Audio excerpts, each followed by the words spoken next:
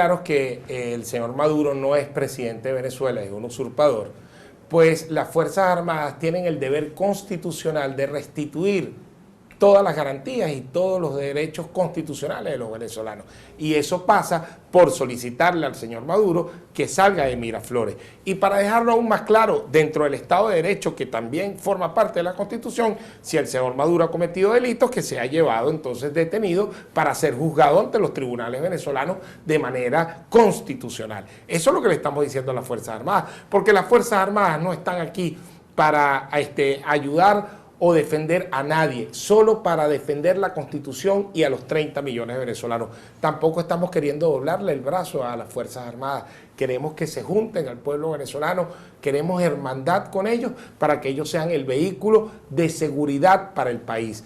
Hoy en día la seguridad de todos los venezolanos que van a salir a protestar, que están en las calles y que mañana 23 de enero tomarán toda Venezuela, está en manos de esas Fuerzas Armadas institucionales y que se manifiesten, que ese alto mando militar tome conciencia de lo que está sucediendo, es parte fundamental de lo que está pidiendo Juan Guaidó. Y en el caso de Maduro es muy claro, si no es presidente, tiene que salir de Miraflores.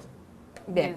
Ahora, el otro punto importante es esa sentencia del Tribunal Supremo de Justicia que declaró nulo nuevamente a la Asamblea Nacional por considerarla en desacato desde enero de 2016. Dice que la única directiva legal que hubo en la Asamblea fue la presidida por Henry Ramos Ayub, y luego de él todas han sido ilegales. Y además de todo, pues de alguna manera anulando esos 4 puntos que se acordaron el martes pasado. Todo esto lo pasó, se le dio copia a la Asamblea Nacional Constituyente y a la Fiscalía, por lo cual podría uno pensar, e hilando fino, deducir que podría haber algún intento de disolución de la Asamblea Nacional. Ya Maduro lo ha dicho, que podría ocurrir. Y por otro lado, bueno, acciones contra individuos, precisamente acciones individuales a diputados de la Asamblea Nacional por parte de la Fiscalía. ¿Qué esperan ustedes en la Asamblea Nacional? O cómo se están preparando más bien en función de eso, en función de que haya más persecución política y una posible disolución. Es muy importante aclarar algo. Ese mensaje del TCJ forma parte del guión que siempre este régimen ha tenido.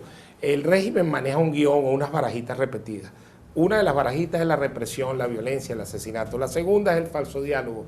La tercera es utilizar a las instituciones del Estado para doblegar y hacer trampa con el pueblo venezolano, como lo hacen con el TCJ, con la Fiscalía, con el CNE. Esas son las barajitas repetidas cuando sienten que hay una presión, cuando sienten que están contra la pared. Lo otro que hay que decirle a los venezolanos, que de una u otra manera malinterpretaron esto como un plan diabólico entre algunos partidos de la oposición, en este caso Acción Democrática con el TCJ y el régimen, porque ellos están en constante comunicación para sacar a Guaidó y que sea Henry Ramos de nuevo el presidente. Creo que Henry Ramos ayer lo aclaró en un Twitter muy bien, diciendo: estamos en desacato desde tal fecha, no es ahorita. Y ha sido presidente de la Asamblea Henry Ramos, Julio Borges, Omar Barbosa y ahorita Juan Guaidó, que es el presidente de la Asamblea Nacional, punto.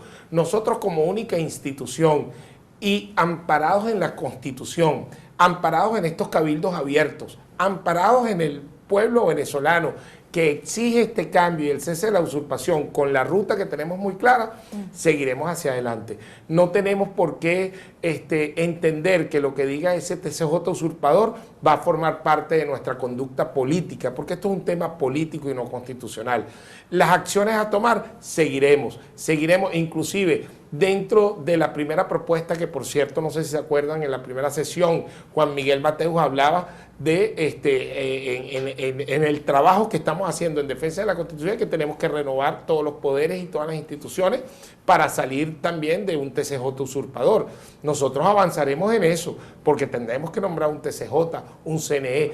Todo eso forma parte de lo que es un gobierno de transición y que es lo que la gente, en definitiva, en las calles, con esa presión interna, presión externa, una Asamblea Nacional Institucional y el apoyo de las Fuerzas Armadas institucionales, con estos 4 pilares de sustento y las 3 líneas de acción, que es cese de la usurpación, gobierno de transición y elecciones libres, pues Venezuela estaría encaminada a la libertad. Diputado, y así lo vemos nosotros. ¿Y de qué manera incidiría en el panorama político tanto del oficialismo como de la oposición una posible disolución del Parlamento, el que se convoquen nuevas elecciones, elecciones adelantadas para elegir una nueva Asamblea Nacional? Yo creo que eso colocaría más eso le subiría la vara al régimen. Yo creo que eso le traería aún más sanciones internacionales, eso traería el repudio del pueblo venezolano. Si lo que ayer el régimen vio en todas las calles y en todos los sectores populares no les parece poco, pues yo creo que esa respuesta estaría en un pueblo venezolano que estaría en las calles exigiendo que se respete a la Asamblea Nacional y que se respete esta Constitución. Por eso es que no me cabe la menor duda de que ellos están contra la pared pensando si lo hacen o no. Siempre nos han amenazado. Ellos generalmente amenazan muy arriba, pero disparan a la mitad o abajo. ¿Qué quiero decir con esto? Puede ser que digan que la Asamblea Nacional está en desacato, se puedan llevar a un diputado detenido como lo hicieron ya con Juan Requesén, pero ellos hacen como prueba y ensayo, ven hasta dónde tolera la comunidad internacional, ven si China o Rusia los apoyan aún con cada una de esas decisiones, inclusive misma Cuba. Cuba, no hablo del pueblo cubano, hablo del régimen cubano, son unos chulos por historia, y ellos con tal de mantener relaciones con otros países y seguir tratando de sacarle el dinero, el poco dinero que ya le queda a Venezuela, pues tratarán de manejarse siempre al filo. Maduro ha tenido dentro de su conducta manejarse al filo, pero ahorita no está al filo, es que él no es presidente de Venezuela. Eso tiene que quedar muy claro. Los venezolanos lo tienen que entender de esa manera. Claro, y ahí viene el otro punto, entonces, el nombramiento, o mejor dicho, el hecho de que Juan Guaidó se reconozca o no como presidente de la República, se ha nombrado como presidente de la República, lo asuma, mejor dicho. Lo está asumiendo. ¿Lo está asumiendo? Por el 233, claro. El 233 no te dice que tienes que darte una juramentación. Mira, el 233 es un artículo que es de aplicación inmediata. Y es un ejemplo que yo les hablaba fuera del aire. Si hay 3 pilotos en un avión, los dos, el capitán y el copiloto, se desmayan, se mueren, y hay un tercero atrás, ese tercero no va a llamar a la compañía aérea para juramentarse, para decir que aplique el artículo. Pero hay quienes esperan que sí lo haga y diga, asume el avión. Claro, hay quienes esperan internamente y también fuera de Venezuela, la comunidad internacional, están esperando que él diga, yo soy el presidente de la República. Lo decía el presidente Iván Duque, Ana Virginia, claro, que era necesario que Juan Guaidó asumiera. Entre otros. Pero Juan lo ha dicho, Juan ha dicho que está asumiendo la presidencia a través de la Asamblea Nacional, porque en definitiva nosotros como parlamentarios creemos que no podemos dejar a Juan solo, o somos todos los diputados que llevamos esta responsabilidad junto con él, que lleva la dirección de esta lucha y de este cambio y de esta ruta, o no es nadie. Claro, pero María Corina Machado, por ejemplo, y también lo decía acá el director de Data Analysis, Luis Vicente León, decía, no pueden ser todos presidentes de la República, no pueden ser 160 presidentes de la República, y hay elementos en que va a requerir la presencia o la decisión de una persona como presidente de la República. No por supuesto que no lo podemos ser todos, estamos hablando que como esto es un caso inédito y político, y estamos enfrentando a una dictadura, la verdad es que para mí, los 30 millones de venezolanos somos presidentes de este país porque Maduro no es presidente. Entiendo que desde el punto de vista constitucional, práctico, legal, claro, eso no es así. Pero yo lo estoy hablando desde el punto de vista político, desde el punto de vista de la lucha, de la reivindicación de cómo sacar esta dictadura. Entonces, no importa cómo lo analicemos, es un hecho político y Juan está tomando las riendas.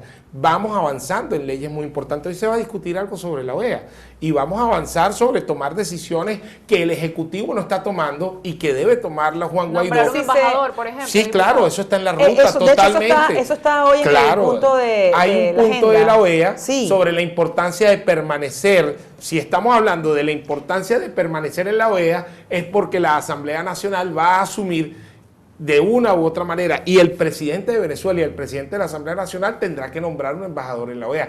Eso está en la ruta. Eso es lo que se discutirá el día de hoy. Hoy habrá la discusión. En la sesión. Hoy tendrá esa Ahora, discusión. si se disuelve la Asamblea, es que quiero volver por allí, si se disuelve la Asamblea, ya no existe la Asamblea Nacional, ¿Juan Guaidó seguiría siendo presidente interino de Venezuela con una Asamblea disuelta? Por supuesto que tendría que seguirlo siendo, porque esta Asamblea Nacional no la puede disolver Maduro.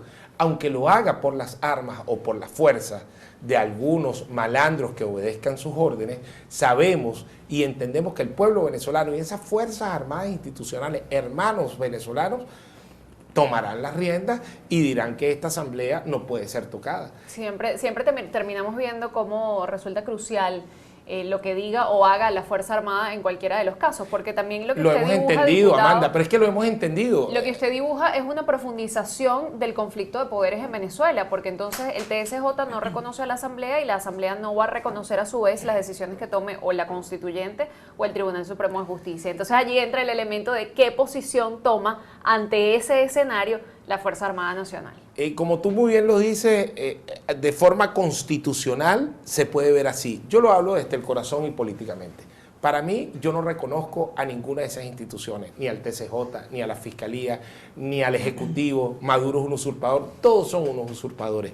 Entonces, no hay conflicto de poderes como tal. Lo que hay es un conflicto entre una banda de malandros que tiene secuestrada a Venezuela y un pueblo y una asamblea constitucional y un mundo democrático que pide a gritos el cambio y el respeto. Y a esa parte, a ese llamado constitucional que estamos haciendo, es que las Fuerzas Armadas tienen que plegarse, no tienen que plegarse hacia personas que están usurpando el poder.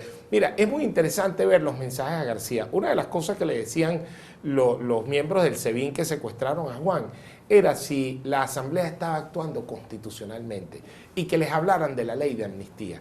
O sea, quiere decir que hay un mensaje a García. Quiere decir que esas Fuerzas Armadas de abajo que no tienen comida, que sufren por falta de medicamentos, también están con el pueblo venezolano y entienden que el llamado de la Asamblea Nacional no es a un golpe de Estado, no es a derrocar a nadie, es retornar al hilo constitucional y sacar a una cuerda de malandros que tienen a Venezuela sumidos en esta situación. ¿O es que a algún venezolano le puede merecer respeto el TCJ actual? Todos sabemos las situaciones que hay ahí, prontuarios, gente que fue nombrada de manera exprés, gente que no tiene nada que ver con la justicia venezolana y que no es idónea para eso. Sí, tenemos que ir despidiendo ya la entrevista, diputado, pero entre esos 3 puntos que se tocarán hoy en la Asamblea Nacional, en la sesión de hoy, está la discusión del proyecto de ley de estatuto que rige la transición a la democracia. ¿Qué se espera en ese punto? Y si puede repetir, bueno, lo que está planteado en ese proyecto de acuerdo de permanencia de Venezuela en el sistema interamericano de la OEA, que está a punto de salir justamente de Venezuela. Claro, el proyecto de acuerdo es que Venezuela debe mantenerse en la OEA, no lo hará este régimen porque este régimen no representa ya al pueblo venezolano y por lo tanto el presidente de la Asamblea Nacional, Juan Guaidó, tiene que asumir y nombrar a un embajador en la OEA. Y todo eso está en discusión hoy para que se den esos pasos importantes. Lo segundo es que el primer punto de la ley de transición, ahí sí entramos dentro de los temas legales y constitucionales porque son los que le dan piso político a todo este cambio y a toda esta solicitud que le hacemos a las Fuerzas Armadas. Todas las transiciones necesitan un marco legal y ese marco legal entra, por ejemplo, la justicia transicional, entran los periodos de transición, cuánto debe durar un presidente, en cuánto tiempo debe ser convocadas las elecciones, entra cómo debe ser retornado el proceso de nombramientos de ministros, todo lo que tiene que ver con elementos constitucionales y políticos ejecutivos.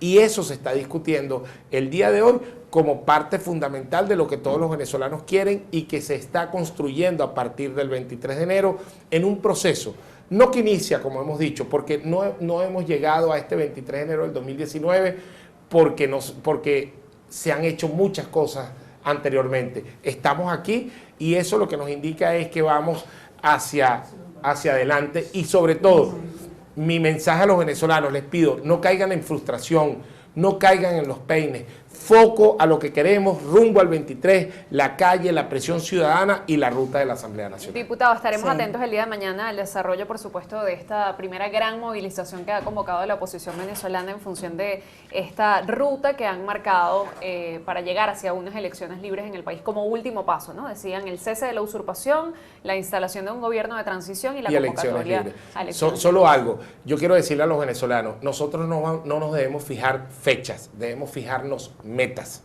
Las fechas no existen, existen las metas. Y la meta es la libertad. Muchas Bien. gracias, diputado, Muchas por gracias. haber conversado el día de hoy con nosotros.